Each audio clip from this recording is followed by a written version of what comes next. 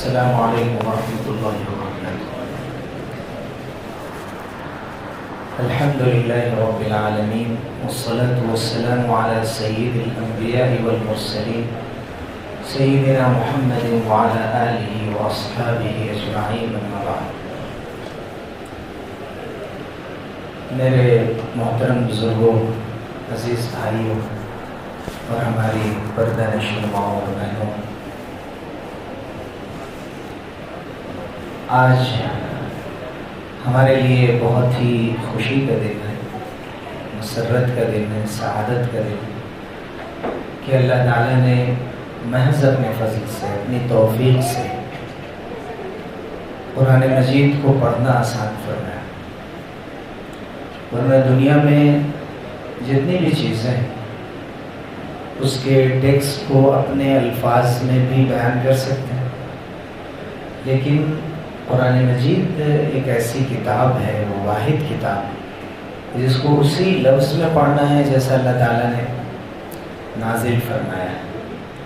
اس لیے بہت ذمہ داری ہوتی ہے کہ سنبھل کر، دھیان دے کر اور سمجھ کر اس کو پڑھا جائے، کہیں کوئی غلطی نہ ہو جائے۔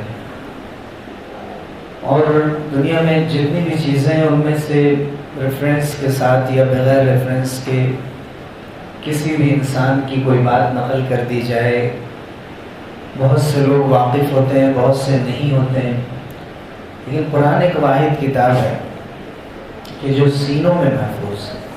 اگر کوئی ایک لفظ بھی ادھر سے ادھر ہوا فوراً وہ پکڑ میں آتا ہے۔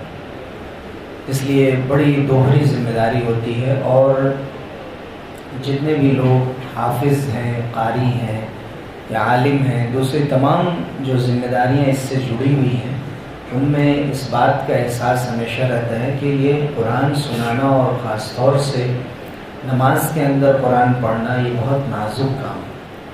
کبھی بھول ہو جاتی ہے، پیچھے سے حافظ کو لقمہ دیا جاتا ہے، بتایا جاتا ہے۔ ہمارے بہت سے سادہ لوگ عوام یہ کہتے ہیں کہ آج لقمہ پڑ گیا، یا 2 لقمے پڑ گئے، یا 5 لقمے پڑ گئے، لیکن ہم ان سے کہتے ہیں کہ آپ آ کر ارایت الذی پڑھ دیجئے ایک بار نماز میں، تو آپ محسوس کریں گے کہ یہ کوئی آسان کام نہیں۔ اور انسان کو بلا وجہ کہیں پر شبہ ہو جاتا ہے، اور اللہ تعالیٰ قرآن مجید کو متشابہات کے ساتھ، یعنی متشابہ آیتیں بہت ہیں، ملتی جلتی آیتیں، بار بار اللہ تعالیٰ کسی بات کو زور دینے کے لیے اور سمجھانے کے لیے یکساں طور پہ ذکر کرتے ہیں۔ بالکل ایک طرح کی آیت ہے، کہیں پہ ایک لفظ پہلے ہے، دوسری جگہ پر وہی لفظ بعد میں ہے، اس وجہ سے بھی اکثر تشابہ ہو جاتا ہے، شک ہو جاتا ہے۔ بہرحال یہ محض اللہ کی توفیق ہے، جس کا کلام ہے وہی پڑھواتا ہے، اور اس سے زیادہ یہ تو ہم اپنی بات کر رہے ہیں، لیکن حافظ ہیں، یاد ہیں، پڑھتے آئے ہیں، زبان چل رہی ہے، لیکن جو لوگ ماشاءاللہ پیچھے کھڑے ہو کر 20 رکعت میں 1 پارہ، 1.25 پارے سن رہے ہیں، میں سمجھتا ہوں کہ وہ اور زیادہ مجاہدے کا کام کر رہے ہیں، کیونکہ ہم تو ایک چیز میں مصروف ہیں، ہم قرآن پڑھ رہے ہیں دل لگا کر، لیکن جو لوگ سن رہے ہیں صرف، ان کے لیے بہت ہی صبر کے ساتھ، اور خاص طور سے اس وقت جب قرآن مجید کو سمجھنا ان کے لیے آسان نہیں رہا، عربی زبان سے واقف نہیں ہے، تو اور بھی زیادہ ایک مشکل کام ہوتا ہے کہ قرآن مجید کو توجہ کے ساتھ، ثواب کی نیت سے اور پورے انہماک کے ساتھ صبر کرتے ہوئے 20 رکعت تک کھڑے رہنا۔ اور بہت سے حضرات ہم سے کہتے تھے، ہم ان سب سے معذرت چاہتے ہیں کہ 4 رکعت کے بعد، 8 رکعت کے بعد دوبارہ جو تربیحات ہیں، 5 تربیحیں میں تھوڑا زیادہ وقت دیجیے۔ پھر دوسرے حضرات بعض ہوتے تھے کہ اگر تربیحیں میں تھوڑا وقت زیادہ ہو جائے تو وہ کہتے تھے کہ آج 10 منٹ زیادہ ہو گیا۔ تو اس منصب پہ، اس اسٹیج پہ، ممبر اور محراب پہ کوشش یہ ہوتی ہے کہ عبادت بہتر انداز سے بھی کی جائے، اور لوگوں کے اندر جو ایمان ہے، لوگوں کے اندر جو اسٹرینتھ ہے اور جو انرجی ہے، اس کے مطابق کوشش کی جائے کہ اس کو صحیح اوقات میں بھی ختم کیا جائے تاکہ دلچسپی باقی رہے، لوگ غور سے سنتے رہیں، لیکن ایک جذبہ ہمارے اندر ہونا چاہیے۔ امام کی ذمہ داری ضرور ہے کہ وقت پہ ختم کرے، لیکن اگر کبھی تاخیر ہو جائے، بیان میں تاخیر ہو جائے، کوئی اہم بات چل رہی ہو یا نماز میں تاخیر ہو جائے تو اس کو گوارا کرنا چاہیے۔ بے وجہ اگر بہت طویل دعائیں کی جا رہی ہیں اور بہت وقت لیا جا رہا ہے تو ایک الگ بات ہے، مشورہ دیا جا سکتا ہے، لیکن کبھی نماز طویل ہو گئی اور کبھی بیان طویل ہو گیا تو اس کو ایسا مسئلہ نہیں بنانا چاہیے کہ جیسے کہ ہمارا ان چیزوں سے کوئی تعلق ہی نہیں۔ کوئی اہم بات اگر چل رہی ہے تو ہو سکتا ہے کہ ذرا وقت لگ جائے، کوشش کے باوجود وقت کی پابندی بہت ضروری ہے، لیکن ہماری دلچسپی بھی دین سیکھنے کے لیے باقی رہنا چاہیے، اور خاص طور سے ان مبارک دنوں میں اور ان مبارک راتوں میں جہاں ہم سب جمع ہو رہے ہیں اور آپ نے کافی دیر تک قرآن مجید سنا ہے، اور مکمل ماشاءاللہ اس مسجد میں اور چند ایسی مسجدیں ہیں جہاں پر یہ اہتمام کیا جاتا ہے کہ 29ویں شب میں ختم ہو، تاکہ 27 کے بعد پھر 2-3 رکعت 2-3 دن جو سورہ تراویح کے نام پر پھر ہم چھوڑ دیتے ہیں کہ اب ہماری تراویح تو ہو گئی ہے، تو یہ فائدہ ہوتا ہے کہ قرآن مکمل کرنے کے نام پر ہم حاضر ہوتے رہتے ہیں اور ہمارا ناغہ نہیں ہوتا، تو اس طرح ہماری تراویح بھی مکمل ہوئی، ہمارا قرآن بھی مکمل ہوا۔ اگر کل چاند نظر آ گیا تو اس طرح ہم نے پوری طرح قرآن مجید بھی پڑھ لی اور تراویح بھی مکمل کر لی۔ قرآن مجید کے بارے میں بہت سی باتیں مختلف بیانات میں تفسیروں میں ہوئی، لیکن اس وقت میں گفتگو کرنا چاہتا ہوں کہ قرآن مجید کا اصل محور کیا ہے، قرآن مجید ہم سے کیا چاہتا ہے، کیا مطالبہ کرتا ہے، مین تھیم کیا ہے، اس میں کون سا وہ اسٹینڈرڈ دینا چاہتا ہے، کون سے معیار پہ ایک انسان کو لانا چاہتا ہے۔ 29ویں اور 30ویں پارے میں آپ دیکھیں گے کہ زیادہ تر جو مضمون بیان ہوئے ہیں، ایک تو انسان کی سائیکولوجی کے بارے میں گفتگو کی گئی ہے، انسان کیسا ہے، پھر انسان کہاں سے آیا اور کہاں جائے گا، اس کا انجام اچھا یا برا کیا ہوگا، جب اس کی جان نکلنے لگتی ہے تو کافر کا کیا حال ہوتا ہے، مومن کا کیا حال ہوتا ہے، یہ مضمون خاص طور سے بیان کیا گیا، اور خاص طور سے پھر یہ کہ جب قیامت برپا ہوگی تو کیا ہوگا۔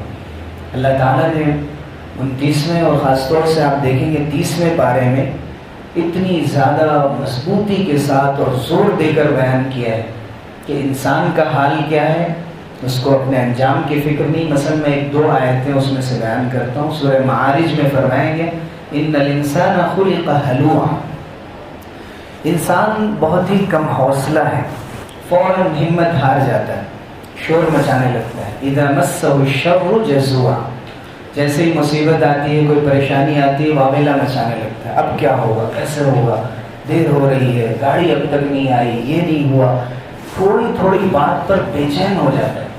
وَإِذَا مَسَّهُ الْخَيْرُ مَنُوعًا، اور جب اسے مال اور دولت حاصل ہو جائے تو بخل کرنے لگتا ہے، مال کو روک کر رکھنے لگتا ہے۔ لیکن پھر اللہ تعالیٰ نے بتایا کہ جو نمازی ہیں وہ اپنی نماز مسلسل پابندی کے ساتھ پڑھتے ہیں، وہ اپنے رب کے عذاب سے اطمینان میں نہیں ہوتے ہیں کہ نہیں عذاب اور پکڑ کچھ بھی نہیں ہو سکتا، ہم سب سیف ہیں، ان عذاب ربی غیر مأمون، مشفقون، وہ اپنے رب کے عذاب سے ڈرتے رہتے ہیں، شرمگاہوں کی حفاظت کرتے ہیں، عزت کی حفاظت کرتے ہیں، صحیح گواہی پر قائم رہتے ہیں، نمازوں کی پابندیاں کرتے ہیں، وعدوں کا خیال رکھتے ہیں۔ پھر سے یہاں فرمائیں کہ انسان سب انسان ہے، لیکن جو مومن ہے، جو نمازی ہے، اس کی نماز ریفلیکٹ کرتی ہے اس کی پوری زندگی پر، اور اخلاقیات سے اس کی زندگی کو سجا دیتی ہے۔ اسی بات کی دعوت حضرت نوح علیہ السلام نے دی، جس کا ذکر سورہ نوح میں آیا۔ سورہ جن ہے جس میں نہ صرف انسان بلکہ حضور صلی اللہ علیہ وسلم کے پاس وادی نخلا میں اور دوسرے موقع سے طائف میں، جس کا ذکر سورہ احقاف میں ہے، اور یہ سورہ جن میں جہاں وادی نخلا میں جنوں نے آ کر قرآن مجید کو سنا اور یہ اعتراف کیا کہ یہ عجیب و غریب کلام ہے، یہ اللہ ہی کا کلام ہے، ہم میں کچھ مومن بھی ہیں، کافر بھی ہیں، اور انہوں نے یہ اعتراف کیا کہ ہمیں ایک اللہ کو مان کر ہی ہم نجات حاصل کر سکتے ہیں۔ تو اللہ تعالیٰ نے یہ دکھایا کہ جن بھی ہیں، انسان بھی ہیں، دونوں اللہ کے مخاطب ہیں، دونوں میں اچھے بھی ہیں برے بھی ہیں۔ پھر آپ دیکھیں گے کہ اچھے انسانوں میں بھی سب سے اعلیٰ درجہ حضور اکرم صلی اللہ علیہ وسلم کا، کہ جن کو اللہ تعالیٰ نے خطاب فرمایا یا ایھا المزمل یا ایھا المدثر، کہیں کہہ رہے ہیں کہ آپ کھڑے ہو کر نماز پڑھیں، او چادر اوڑھنے والے، اے چادر اوڑھنے والے اور چادر لپیٹنے والے۔ محبوب کو ان کی خاص ادا سے اللہ تعالیٰ نے پکارا اور ان کو آواز دی، چونکہ پہلی وحی کے وقت جو حضور نے ایک ایسی بات دیکھی جو اس سے پہلے کبھی نہیں دیکھی تھی، کہ اچانک فرشتے پر نظر پڑی اور ان پر جو وحی نازل ہونے لگی، تو اس کے نتیجے میں حضور صلی اللہ علیہ وسلم نے چادر لپیٹ لی۔ تو اللہ تعالیٰ نے اسی طرح یا ایھا المزمل یا ایھا المدثر، ان دونوں صورتوں میں آپ دیکھیں کہ مزمل میں کہا جا رہا ہے کہ آپ رات میں کھڑے ہو کر عبادت کرتے رہیں، اور رات میں کھڑے ہو کر جب آپ عبادت کریں گے تو ان لک فی النہار سبحا طویلا، دن میں آپ کو بہت کام کرنا ہے۔ یہ رات کی عبادت دن کے کاموں میں آپ کو مضبوطی عطا کرے گی، آپ کو قوی بنائے گی، مضبوط بنائے گی۔ اب سوچئے کہ یہ قرآن کی سوچ ہے، اور ایک ہماری سوچ ہے کہ اگر رات میں بھی عبادت کرنے لگیں تو دن میں کیسے کام کریں۔ تو اللہ تعالیٰ نے بتایا اللہ کے سامنے کھڑے رہو گے تو مضبوطی آئے گی جتنی دیر ہو سکے۔ تو حضور صلی اللہ علیہ وسلم کے ذریعے سے پوری امت کو تعلیم دی، ایک کام عبادت کرنا، اللہ سے مانگنا، لیکن دوسری سورہ میں یا ایھا المدثر قم فانذر، صرف عبادت کافی نہیں ہے، آپ عبادت کرنے کے بعد پھر کھڑے ہو جائیں، ڈرائیں، آگاہ کریں، لوگوں کو صحیح دین سے واقف کرائیں اور اسلام کو مکمل طور پہ پیش کریں، اسلام میں جو قربانیاں ہوتی ہیں اس کو برداشت کریں۔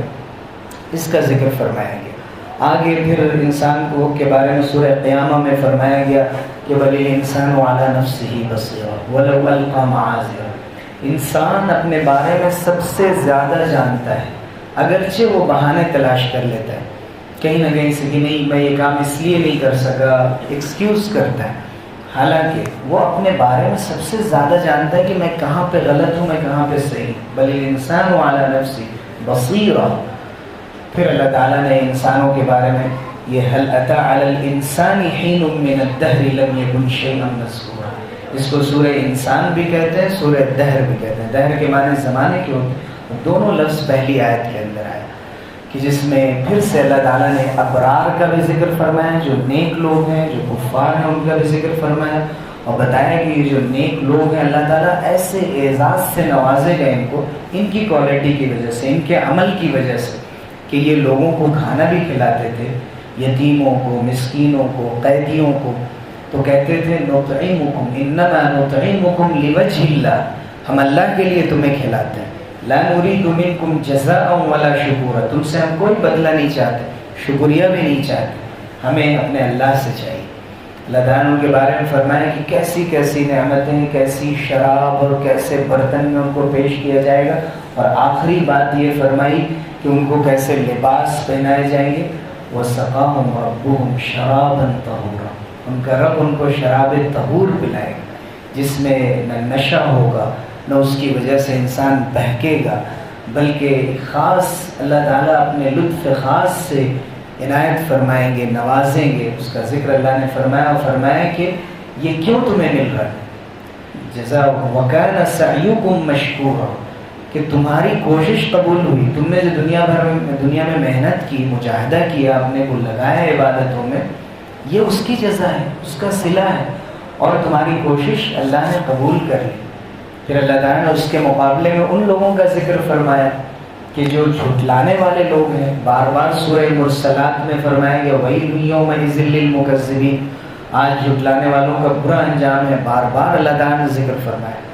پھر اس کے ساتھ ساتھ اور بھی سورہ انشقاق میں بھی ہے، عادیات میں بھی ہے، سورہ بلد میں بھی ہے، انسانوں کی مختلف کیفیتوں کا ذکر کیا گیا ہے۔ پریشان ہو جاتا ہے، دوڑ رہا ہے، پریشان ہے، ہانپ رہا ہے، کانپ رہا ہے، رب کی طرف چلا جا رہا ہے، اور ایک دن اپنے رب سے ہی ملنے والا ہے۔ مال مل جانے کے بعد وہ بخل کرنے لگتا ہے، کنجوسی کرنے لگتا ہے، ہر طرح کی کیفیت و صفات کا، اور ہر جگہ اہل ایمان کو اللہ نے الگ کر دیا۔ یہ وہ لوگ ہیں جو اللہ کے حکموں کے مطابق عمل کرتے ہیں۔ اس کے ساتھ ساتھ پھر آپ دیکھیں گے کہ اللہ نے جو قیامت کا تذکرہ فرمایا ہے، سورہ قیامہ میں دیکھیے کہ اللہ نے فرمایا کہ میں سب کچھ کر سکتا ہوں، میں ہر چیز پر قادر ہوں، بلا قادرین علی ان نسوی بنانا. کیا یہ نہیں جانتے کہ ہم ان کو ہڈیوں کو بھی جمع کر کے لے آئیں، حتیٰ کہ ہم ان کے جو انگلیوں کے پور ہیں ان کو بھی برابر کر دیں گے. جو انگلیوں کے پور رہتے ہیں، اللہ تعالیٰ نے فرمایا کہ یہ بھی جمع کر کے، ہڈیاں ہیں، دوسرے حصے ہیں جو ذرا مضبوط ہیں، کسی کے ذہن میں آئے کہ وہ تو آسانی سے جمع ہو جائیں گے، لیکن انسان کے انگلیوں کے جو پور ہیں، اس کی انگلیاں بڑی نازک، ان کو بھی ہم جمع کر کے لے آئیں گے اور پورا ثابت انسان کھڑا کر دیں گے اور پھر حساب و کتاب ہوگا. اور بعض لوگوں نے یہ لکھا ہے کہ اللہ تعالیٰ نے بنان کا لفظ استعمال کرنا. بنان کے معنی پور کے ہوتے ہیں. آج کے سائنسی دنیا میں آپ جانتے ہیں کہ فنگر پرنٹ کی کیا اہمیت ہے. ہر انسان کے فنگر پرنٹ کو اللہ تعالیٰ نے الگ رکھا ہے ایک دوسرے سے، اور اس کی پہچان ہوتی ہے. اگر کوئی پڑھا لکھا نہیں ہے تو کہتے ہیں اسے انگوٹھا چھاپ ہے، سے انگوٹھے کا نشان لگاتا ہے اور اس سے اس کی الگ پہچان ہوتی ہے دوسرے کے اعتبار سے. بائیو میٹرک کا جو پورا نظام دنیا میں چل رہا ہے وہ اسی لیے. تو اللہ تعالیٰ ہر انسان کو یہاں تک کہ اس کے جو پوروں کے اندر جو ریشے ہیں ان کے ساتھ جمع فرما دیں اور اس کی پہچان آسانی سے ہو جائے. تو گویا کہ قرآن مجید میں اس طرف بھی اشارہ فرما دیا گیا.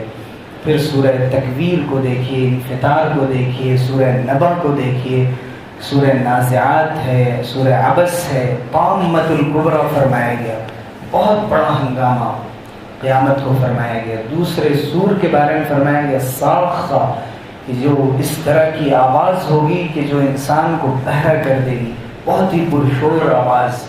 اور پھر اللہ تعالیٰ نے دونوں قسم کے گروہوں کا ذکر فرمایا. سب کو علمت نفس ما احضرت، جان لے گا انسان کہ اس نے کیا کیا تھا. علمت نفس ما قدمت واخرت، بار بار یہ زور دے کر اور یہ سمجھایا گیا کہ کس طرح قیامت کا منظر کیسا ہولناک ہوگا. کیا شخص اپنے باپ سے، بیٹے سے، بھائی سے، ماں سے بھاگ رہا ہوگا.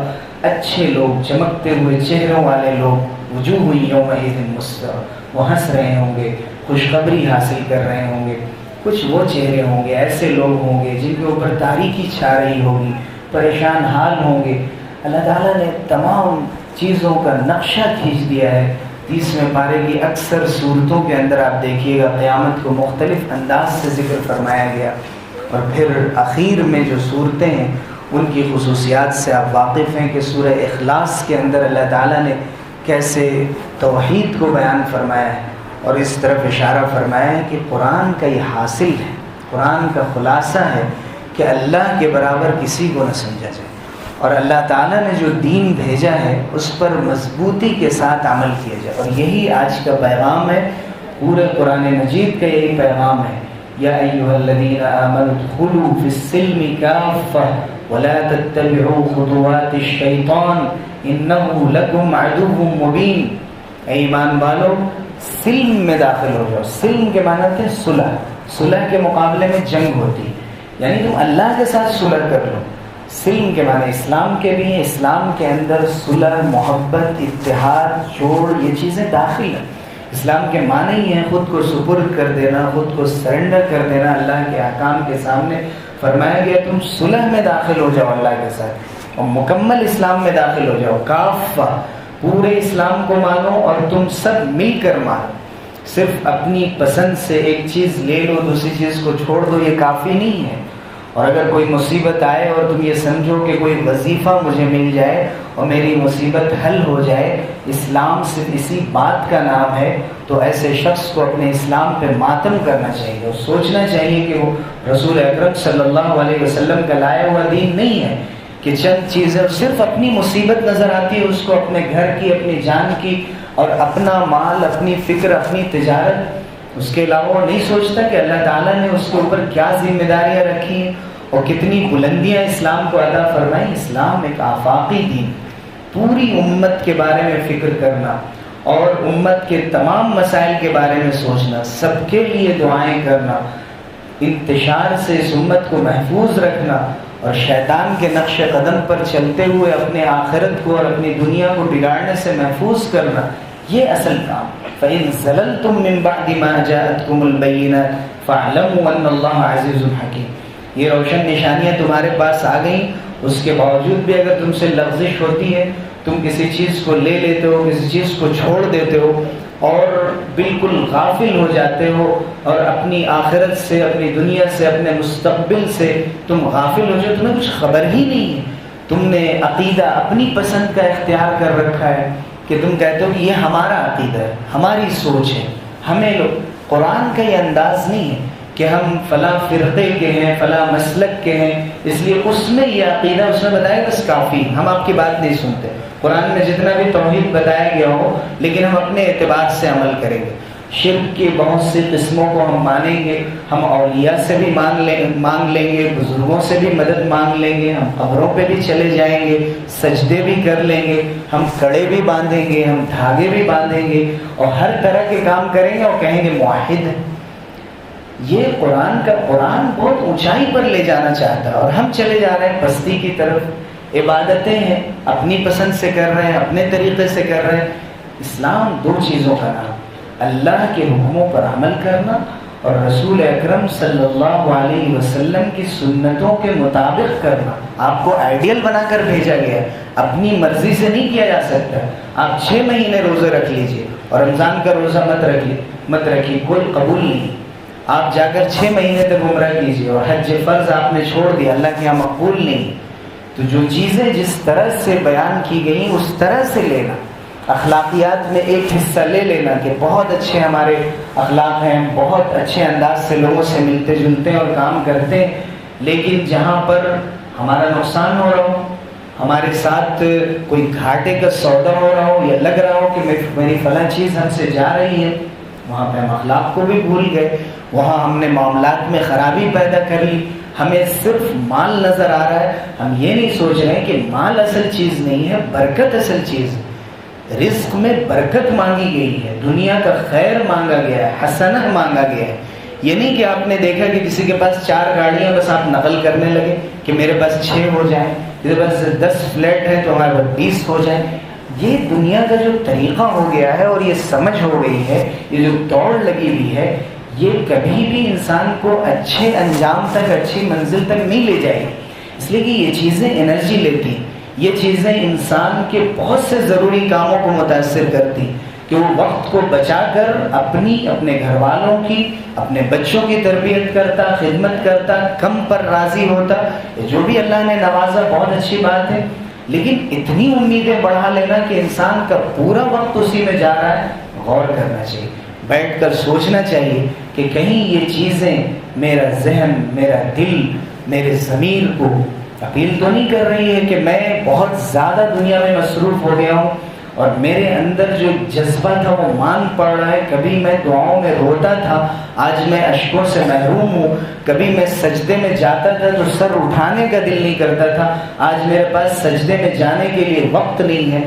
کبھی میں غریبوں کی مدد کرتا تھا تو میرا جی خوش ہو جاتا تھا اور چاہتا تھا کہ نیا کپڑا اتار کر اس کو دے دوں اور صحابہ کی طرح میرے دل میں خوشی پیدا ہوتی تھی. اور آج میرے اندر لالچ اور حرص پیدا ہو گئی اور ایسا لگنے لگا کہ جو بھی دنیا کی چیزیں میرے پاس آ جائیں اور ہمارے اندر کوئی خیر کر کے خوشی نہیں پیدا ہوتی. ہمارا دل ویران ہو چکا ہے. اپنے دل اور روح کو خوش کرنے کی ضرورت ہے. مومن کا دل بتاتا ہے ہم کہاں پہ غلطی کر رہے ہیں. اس لیے ہم اگر مسجد میں نمازیں پڑھ رہے ہیں اور مسجد میں دین کو، اسلام کو لا کر ایک کونے میں ہم نے رکھ دیا ہے اور اس میں بھی زیادہ تر ذمہ داری امام صاحب اور مؤذن صاحب پہ دے دی ہے کہ یہ سب آپ لوگ کر لیں، دعا آپ کرا دیں، آپ ہمارے لیے یہ کام کر دیں، ہمارے پاس فرصت نہیں، ہمیں دعا کرنا ہی نہیں آتا ہے. بھئی دعا سیکھتے کیوں نہیں ہیں؟ دعا سیکھنے کے لیے آپ کتنا وقت لگاتے ہیں؟ دعا تو اصل انفرادی عبادت ہے. دین کو صرف مسجدوں میں اس طرح سے محصور کر دینا یہ رسم و رواج کا حصہ بن گیا ہے. نماز پڑھیں گے، مسجد سے باہر جائیں گے تو ہمارا قرآنی اخلاق سے کوئی تعلق نہیں ہو. چلیں گے تو تیز چلیں گے، بولیں گے تو زور سے بولیں گے، کسی کا حق دبا لیں گے، کسی نے اگر کچھ کہہ دیا تو صبر نہیں کریں گے، نعمت حاصل ہوئی تو شکر یاد نہیں آئے گا. یہ کون سا قرآن؟ قرآن مجید نے یہ سبق نہیں سکھایا ہے. بہت دین کی فکر ہو رہی ہے تو افسوس کی بات یہ ہے ہم نوجوانوں سے جب ملتے ہیں، ملاقات ہوتی ہے تو سوائے کنفیوژنس کے، ڈاٹس کے اور چیزیں ہی نہیں ہیں. ہمارے بچپن میں یہ بات نہیں تھی. آج بھی جو حضرات ضعیف ہیں اس وقت بڑی عمر کے، سے آپ معلوم کر لیجئے کہ وہ دین کو آسانی کے ساتھ سیکھ لیتے تھے، حاصل کر لیتے تھے، پھر پورے اطمینان کے ساتھ اس پر عمل کرتے رہتے تھے. بار بار اپنے کو کنفیوژن میں ڈاٹ میں نہیں ڈالتے تھے کہ کل یہاں سرچ کر لیا. علم اس لیے سستا نہیں ہوا ہے کہ اپنے کو شبہات میں ڈال دیا جائے, دین سے اعتماد کمزور کر لیا جائے. کبھی اس کے پیچھے چل رہے ہیں, کبھی اس کے پیچھے چل رہے ہیں, کبھی اس کے ویڈیو سن رہے ہیں اور ویڈیو سینڈ کر رہے ہیں, شیئر کر رہے ہیں کہ بھائی بتائیے کیا یہ اوتھینٹک ہے. آپ نے پہلے پوچھ کے اس کو سنا تھا, پوچھ کے دیکھا تھا. ایسے ہی جیسے 3 طلاق دے دی اور پھر کہا مولانا بچا لیجیے, تو ایسے ہی ہو رہا ہے کہ جس کو چاہتے ہیں ہم سنتے ہیں اور پھر کہتے ہیں کہ بتائیے صحیح ہے غلط. تو پہلے ہمیں یہ طے کرنا ہے یہ دین جو ہے نا ایک امانت ہے. دین کس سے سیکھ رہے ہیں؟ حدیث کے راویوں نے یہ بات بتائی کہ وہ دین کو دیکھ سمجھ کر سیکھتے تھے, کسی کے ساتھ وقت گزارتے تھے اور اس کے بعد دین کو سیکھتے تھے. اس وقت کا بہت بڑا پرابلم ہے اور جس سے ہزاروں مشکلات جنم لے رہی ہیں ہمیں نہیں معلوم, اور بہت ہوشیار رہنے کی ضرورت ہے. نوجوان بڑی تعداد میں یہاں بیٹھے ہوئے ہیں. میں آپ سب سے کہوں گا ہماری کوئی حیثیت نہیں ہے, لیکن اللہ تعالیٰ جو بھی علم دے گا سمجھائے گا ہم آپ کو بتائیں گے. سال بھر ہم یہاں موجود ہیں اور علماء موجود ہیں. آپ جائیے, دین سیکھیے اور ان سے معلوم کیجیے, اطمینان حاصل کیجیے. خود سے سرچ کر کے, خود سے معلوم کر کے اپنے کو ادھر ادھر مت بھٹکائیے اور اس راستے پر مت جائیے, ورنہ یہ چیز کبھی بھی آپ کو مطمئن نہیں ہونے دے گی. آپ یاد رکھیے اس بات کو, اس لیے کہ آپ نے دین کو الف سے لے کر یا تک ترتیب سے حاصل نہیں کیا. بیچ میں سے آپ نے ایک بات یہاں سے لے لی, ایک بات وہاں سے اڑا لی, آپ کو ترتیب نہیں معلوم ہے. دونوں کے درمیان اگر کنٹرڈکشن ہو رہا ہے تو کیسے ان کو جوڑا جائے گا؟ ایک حدیث مل گئی, کئی حدیثیں آپ کی نظروں سے غائب ہیں, وہ کہاں ملیں گی نہیں معلوم. تو دین میں شک و شبہ پیدا کرنے کا جو یہ راستہ ہے اس سے ہوشیار رہنے کی ضرورت. اور اس کے ساتھ ساتھ ایک بات یہ بھی نوجوانوں سے متعلق, اس کا تعلق شبہات سے. شبہات اور شک جب جنم لے لیتے ہیں تو یہ ظن ہے, یہ گمان ہے, یہ یقین نہیں ہے.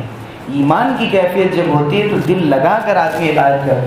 میں اس کی بار بار مثال دیتا ہوں کہ جو لوگ یہ سمجھتے ہیں کہ نماز میں کہیں بھی ہاتھ باندھا جا سکتا ہے اور کسی طرح بھی نماز پڑھی جا سکتی, میں نے دیکھا ہے کہ یوں نماز پڑھو, یوں کھڑے رہتے ہیں, جیسے چاہتے ہیں باندھ, اس لیے کہ دین کو سیکھتے نہیں.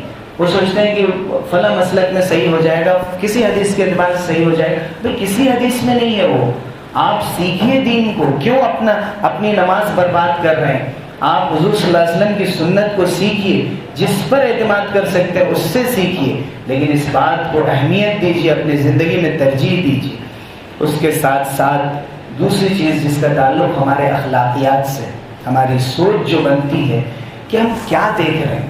جو چیزیں ہم دیکھتے ہیں اس کا اثر ہماری آنکھیں قبول کرتی ہیں اور آنکھوں سے دماغ قبول کرتا ہے, دماغوں سے دل قبول کرتا ہے, دل سے وہ چیز عمل میں جاتی ہے. آپ سوچیے کہ آپ کیا چیز دیکھ رہے ہیں.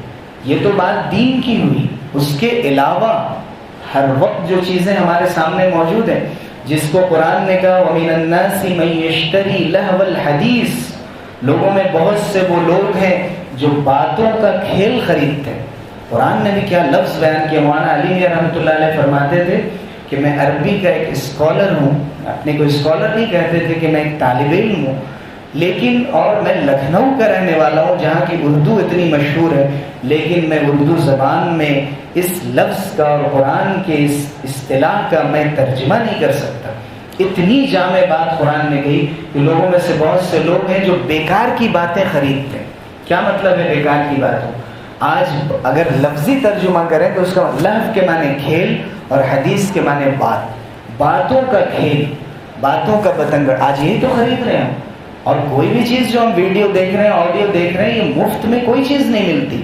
اس میں فری, اس میں فری, جہاں بھی فری ہے مطلب آپ ڈبل دے رہے ہیں اور پوری زندگی اس کے پیچھے لگا رہے ہیں. آپ سبسکرائبر بن رہے ہیں اس کے اور اپنا سب کچھ نثار کر رہے ہیں, آپ اس کے غلام بن رہے ہیں. اور اس کے بعد جو چیز بھی جس کی چلی آئے وہ دیکھی جا رہی.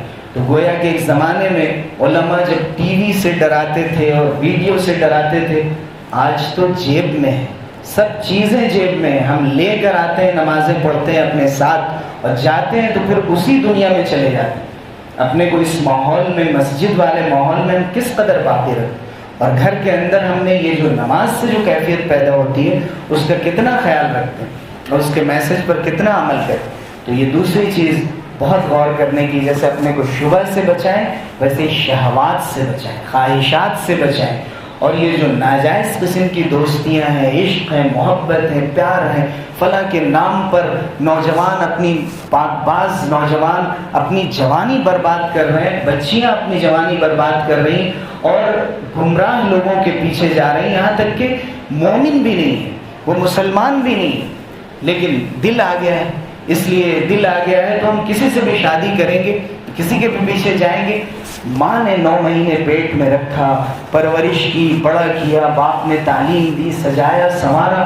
آج کہتے ہیں ہماری مرضی، ہم اپنے اعتبار سے شادی کریں گے. اور مولانا سے پوچھتے ہیں، وہ کہتے ہیں بھائی اسلام میں تو اجازت ہے، بالغ لڑکے لڑکیاں اپنی پسند سے شادی کر سکتے. اپنی پسند سے کر سکتے ہیں، کیسی شادیاں کر سکتے؟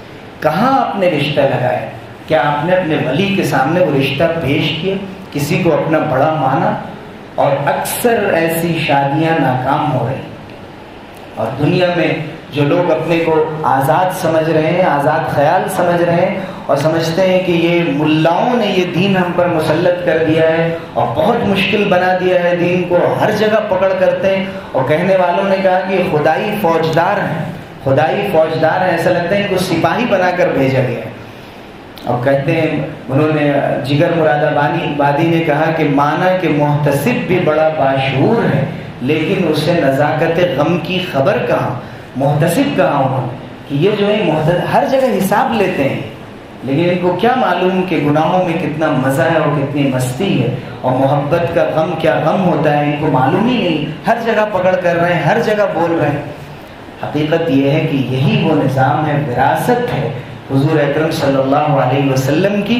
ایک عالم کا فریضہ بھی ہے کہ وہ اس بات کو سمجھے اور بار بار ہمیں اس کی تجدید کرنی چاہیے کہ یہ شہرت حاصل کرنے کا راستہ نہیں، یہ عزت حاصل کرنے کا راستہ نہیں ہے، یہ صرف پیسے کمانے کا راستہ نہیں ہے کہ ہم نے تقریر کی اور آپ نے کہہ دیا ماشاءاللہ تقریر بہت اچھی تھی، بیان بہت اچھا تھا، ہم بھی خوش ہو گئے، آپ بھی خوش ہو گئے.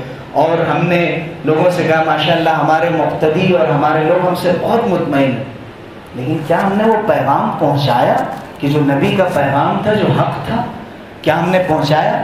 ریسٹرکشنز لگائے جاتے ہیں، پابندیاں لگائی جاتی. آپ یہ بول سکتے ہی نہیں بول سکتے.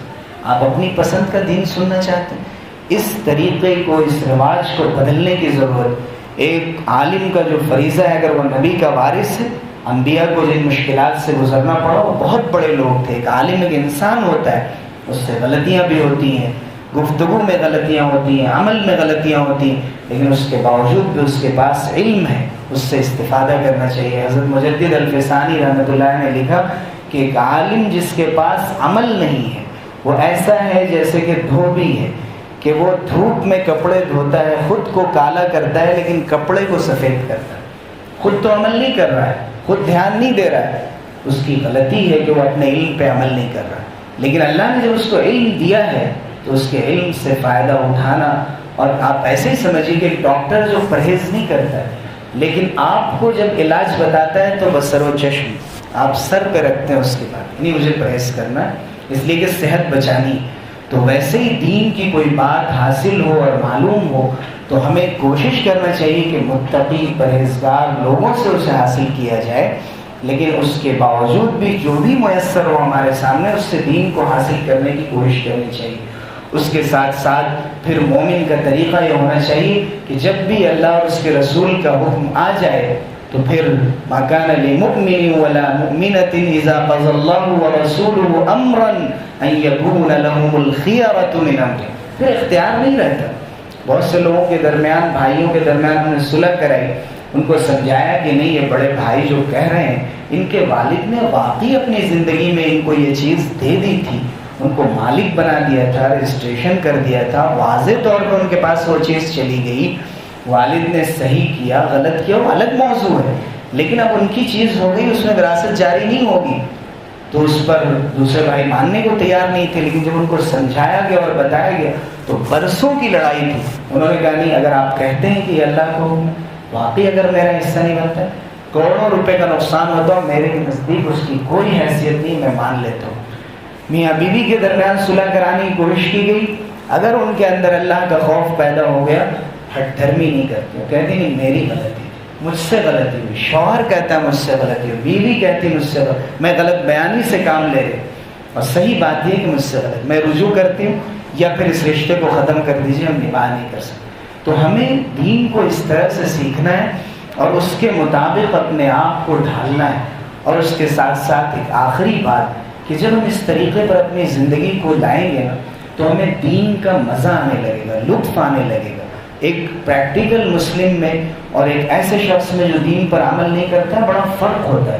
عید کی خوشیاں وہی لوگ زیادہ مناتے ہیں اور ظاہر بھی کرتے ہیں، لیکن حقیقی خوشی ان لوگوں کے لیے ہے کہ جنہوں نے روزے رکھے، جنہوں نے تراویح پڑھی، دعائیں کی اور یقین کے ساتھ۔ آج بھی ایک رات باقی ہے اور عید کی جو رات ہے اس کو بھی لیلۃ الجائزہ اور انعام کی رات کہا گیا، اس میں بھی مانگا جائے، اور جہاں کہیں بھی ہم ہوں وہاں پر مانگتے رہیں اور اللہ سے طلب کرتے رہیں مدد طلب کرنے کا مسئلہ سب سے اہم ہے۔ آج کے دور میں ہم سورہ فیل اور سورہ قریش کی الم تر کیف اور لیلاف قریش کی کثرت سے تلاوت کریں، اس میں اللہ تعالیٰ نے اہل ایمان کی فتح دکھائی ہے، اور اس میں اللہ تعالیٰ نے یہ دکھایا ہے کہ کیسے اللہ کی مدد آتی ہے اور قدرت اللہ کی کیسے کام کرتی، اس کا اہتمام ہو، ہم درود شریف کا اہتمام کریں، اور اس کے ساتھ ساتھ اس بات کو سمجھیں اور یقین کریں کہ جتنی بھی پاورفل حکومت آ جائے اور دنیا میں ان کو نظر آئے کہ ان کا عروج ہے اور یہ کبھی ختم ہونے والی چیز نہیں ہے، اور اگلے 50 سال اور 60 سال اور ہم ڈیبیٹ دیکھیں اور ٹاک سنیں اور اس سے رائے قائم کریں، لیکن آپ قرآن پڑھیں۔ ایک طرف آپ قرآن پڑھیں، اصل ہوتا ہی ہے کہ فجر کے بعد ہم اخبار پڑھتے ہیں، قرآن نہیں پڑھتے۔ اگر قرآن سے اپنی زندگی کا آغاز کریں، فجر سے ہم آغاز کریں، تو قرآنی اور ایمانی کیفیت ہمارے اندر ہوگی۔ قرآن اللہ کے دشمنوں کو کمزور بنا کر پیش کرتا ہے، ہم اللہ کے دشمنوں کو مضبوط سمجھنے لگتے ہیں اور ایسا سمجھ لیتے ہیں کہ کبھی یہ ختم ہونے والے نہیں۔ پروفیسر گبن کی جو کتاب ہے decline and fall of Roman empire, اس میں آپ دیکھیں وہ دکھائیں رومن امپائر کو کیسا عروج حاصل تھا، کیا نہیں تھا ان کے پاس، اور کہا گیا کہ روم ایک دن میں نہیں بنتا، اس کو ہزاروں سال لگے تھے تعمیر ہونے، لیکن آج رومن امپائر کا نام و نشان ختم ہو گیا دنیا سے۔ اور کیسی کیسی ساسانی حکومت ایران میں آئی اور اس کی جو آتش مقدس تھی، مقدس آگ، وہ ہندوستان تک پہنچ گئی۔ آج پارسیوں کو کون جانتا ہے؟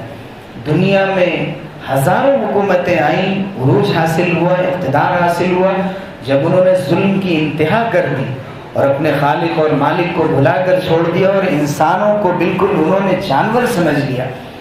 اللہ کی پکڑ آئی ہے، اللہ تعالیٰ ڈھیل دیتا ہے، لیکن اللہ کی جب پکڑ آتی ہے تو اللہ کی پکڑ بڑی مضبوط ہوتی ہے۔ ان بطش ربک لشدید، تمہارے رب کی جو پکڑ ہے بہت سخت ہے۔ اس بات پر ہمیں یقین کرنا چاہیے اور بار بار اپنے ذہنوں میں تازہ کرنا چاہیے کہ دنیا میں ایک حالت باقی رہنے والی نہیں ہے۔ ہماری ذمہ داری کیا ہے؟ ہماری ذمہ داری یہ ہے کہ ہم دین کی دعوت اور تبلیغ کا فریضہ انجام دیں، صحیح اسلام کو پیش کریں، اپنے مسلمان بھائیوں کے درمیان بھی اختلافی باتیں نہ کریں، ہم ان میں جوڑنے کی بات کریں، اتحاد کی بات کریں، قرآن مجید کو انسانیت تک پہنچائیں، رسول اللہ صلی اللہ علیہ وسلم کی سیرت کو پہنچائیں۔ یہ مت دیکھیں کہ فلاں آرگنائزیشن کام کر رہا ہے، فلاں جماعت کام کر، میں کیا کر سکتا ہوں۔ انفرادی طور پر بہت سے لوگوں کے پاس ہزاروں لاکھوں روپے پڑے ہوتے ہیں، ان کو سمجھ میں ہی نہیں آتا کہ ہم کریں تو کیا کریں، پوچھتے ہیں کہ کیا کریں، اور صرف اگر کوئی بات سمجھ میں آتی ہے تو وہ بیواؤں کو ڈھونڈتے ہیں، یتیموں کو ڈھونڈتے ہیں یا کھانا کھلاتے ہیں، بہت اچھی بات، لیکن اور بھی راستے ہیں خرچ کرنے۔ اگر آپ امت کے حق میں کوئی خیر کا کام کرنا چاہتے ہیں تو اسلامک اسکول قائم کیجیے، اسلامک اسکول قائم کیجیے جہاں پر مینجمنٹ مسلمانوں کا ہو، اور جس کے ذریعے سے جو آنے والی نسل، جو چھوٹے چھوٹے بچے نوجوان ہیں، بچیوں کے اسکول، بچوں کے اسکول الگ الگ قائم کیے جائیں تاکہ اخلاقی اعتبار سے مضبوطی پیدا ہو۔ اگر آپ یہ کام کرتے ہیں، اگلے 30 سالوں میں، 50 سالوں میں دنیا دیکھے گی اور ہندوستان میں ہم دیکھیں گے کہ صورتحال بدل جائے گی، اور دین کے بارے میں جو ایک رجحان ہے اور جو کمزوری ہے لوگوں کے اندر وہ دور ہوگی۔ ہمیں ضرورت ہے کہ ہم ان چیزوں پر نظر کریں اور اپنے پیسوں کو صحیح جگہ صرف کریں، سر جوڑ کر بیٹھیں علماء الگ، دانشوران الگ، انٹلیکچوئلس الگ، ہم ان سے نہیں ملیں گے ورنہ ان کی رائے ماننی پڑے گی، آپ ان سے نہیں ملیں گے کیونکہ ان کی رائے سننی پڑے گی. سب لوگ بیٹھے، جب ایک ساتھ بیٹھتے ہیں تو حل نکلتا ہے. جس معاشرے میں بھی، جس بستی میں بھی سب لوگ سر جوڑ کر بیٹھیں اور سوچیں کہ وہاں کے لیے کیا کرنا ہے. نوجوانوں کو بھی شامل کیا جائے، ان سے بھی مشورہ کیا جائے، سروے کرایا جائے، قوم کے مسائل کو دیکھا جائے. رشتوں کے مسائل ہیں، دوسرے مسائل ہیں، اپنے اندر کے دشمن ہیں، باہر کے دشمن ہیں. یہ کام کرنے کا ہے. اگر ہم کام نہیں کریں گے اور سوچیں گے کہ صرف نمازیں پڑھنے سے کام ہو جائے گا، یقین کیجئے کہ مولانا علی میاں رحمۃ اللہ علیہ کی بار بار مجھے بات یاد آتی ہے، پوری امت تہجد گزار بن جائے، لیکن اگر اس کو مسلمانوں کے مسائل سے دلچسپی نہیں، وہ ہم میں سے نہیں ہے. من لم یہتم بامر المسلمین فلیس منا. اس کو کوئی فرق نہیں پڑتا کس کے ساتھ کیا ہو رہا ہے، کہاں کیا ہو رہا ہے، ہمیں کچھ نہیں کرنا. امت جس حال میں جا رہی ہے، حضور اکرم صلی اللہ علیہ وسلم نے اسی لیے فرمایا تھا مثل المسلمین فی توادہم وتراحمہم وتعاطفہم کمثل الجسد الواحد اذا اشتکى منہ عضو تداعى له سائر الجسد بالسہر والحمى. مسلمانوں کی مثال آپس کی محبت میں، بھائی چارگی میں، ایک دوسرے کو دکھ کے دکھ درد کو سمجھنے میں ایک جسم کی طرح. جسم کے کسی ایک عضو کو اگر کوئی تکلیف ہو، پورا جسم بے چین ہو جاتا ہے، پورا جسم بخار میں تڑپنے لگتا ہے. یہ آنکھ یہ نہیں کہتی ہے کہ بھئی یہ میرا پرابلم ہے، میں دیکھ لوں گی، تمہیں پریشان ہونے کی ضرورت نہیں. یا پیر یہ کہنے لگے کہ صرف تمہارا مسئلہ ہے، آنکھ کو تکلیف ہے، مجھے کیا ہے. پورا جسم پریشان ہوتا ہے. چھوٹا سا درد اور الم تکلیف انسان برداشت نہیں کر سکتا. اس لیے ہماری اس پوری گفتگو کا خلاصہ یہ ہے کہ مکمل دین اسلام کو سمجھا جائے، دین اور شریعت کو اپنے زندگی میں نافذ کیا جائے، جہاں تک ممکن ہو اپنے ماحول میں اسلامی قوانین پر عمل کیا جائے، عبادتوں اور عقائد، اخلاق اور معاملات اور معاشرت میں معیاری اور قرآنی چیزوں کو دیکھ کر اپنے معیار کو بڑھایا جائے، اسٹینڈرڈ کو بڑھایا جائے. جو کچھ بھی ہوتا آیا ہو اس کو پیچھے چھوڑ کر اس کے ساتھ ساتھ نوجوانوں کے لیے ہم نے کہا کہ اپنے کو شبہات سے بچائیں اور شہوات سے بچائیں. بیجا خواہشات اور شوق پورا کرنے سے اور کنفیوژنس اور ڈاؤٹس میں پڑنے سے اپنے آپ کو بچائیں، اور اس کے ساتھ ساتھ تیاریاں کریں، اللہ سے دعائیں مانگتے ہوئے تدبیریں کریں، سوچیں اپنے سماج کے لیے، اپنے لوگوں کے لیے. یہی اسلام کا پیغام ہے، یہی اس مسجد کا پیغام ہے اور دنیا کی تمام مساجد کا پیغام ہے. اس لیے ضرورت ہے کہ ہم اس راستے پر آئیں اور اس صراط مستقیم پر آئیں کہ جس کی ہم بار بار نماز میں دعا کرتے ہیں. اللہ تعالی ہمیں صراط مستقیم عطا فرمائے. ان لوگوں کا راستہ جن پر آپ کا انعام ہوا، نہ کہ ان لوگوں کا راستہ جن پر غضب نازل ہوا اور جو گمراہ ہو گئے. آمین. وآخر دعوانا الحمدللہ رب العالمین.